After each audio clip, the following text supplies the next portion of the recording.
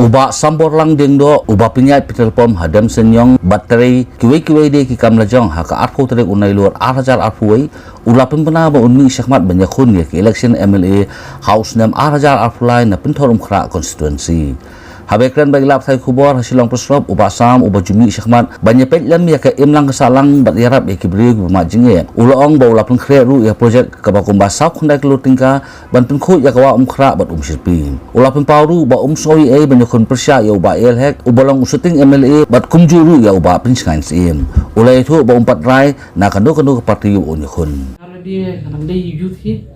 te kwa ban strategize ke entrepreneurship development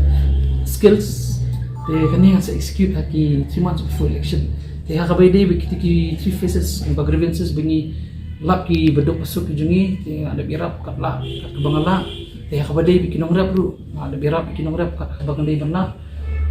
te hakabay day baka sports ni di ki balong dress pa sports te tai an tip iba ngan ikun ni election ru ngan hapan tresh tamha because I'm up against two most experienced politicians in Ba Elhek and Ba PNCM. The credentials in Ba Hek te berkhot yang aktif he has already served in the state politics for 25 years running now. Ba PNCM tu he's a very well established politician. Ba di MLA berim jang mo sendap constituency. Kasulong ba of all the three pada paling itu anu pat manga pada mas mo ba age gap generation gap pada. Ti kembang astu ki youth ki minta ki habi ban pe ki ki haban pe kinong ikhwat dang kam khna dang la me nang subseneng but I believe in one slogan ni ba youth is power kita kendeka team dengan kita kendeka election empat kemen ilu bak no political party empat sim approach ilu no political party ya kan no political party namar ngakwa pandan so kanong dem ki baskem na di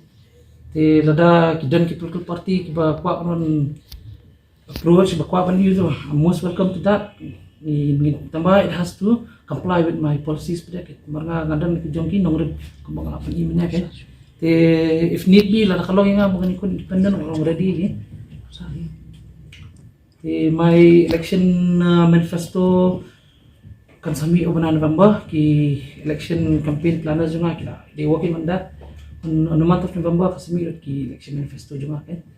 and but all those 4 phases how will I address the public rally, the election campaigning, and my election campaign will be digital campaigning. Because of the project today, 42.39 crores. I'm working on that. I've been tracking that scheme since 2013. Kata kan nirap ban pungkut ya ka kan relief ya ka lost glory jong kawang krabat ya ka umsirpi.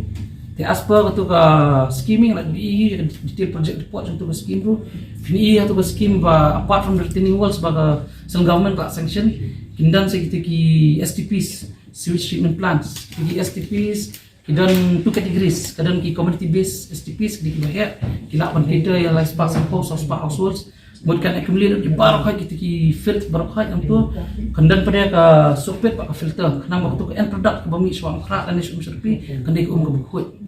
tibat kita ki small scale STPs pada kita ya 40-50 households maka itu kin come into play ki area bari kum cetak semtia able kamlong riak kin nunggu ya kamadan ban install itu bahaya ti katuru kan kadai joi kan accumulate di barokah ti jebo ajo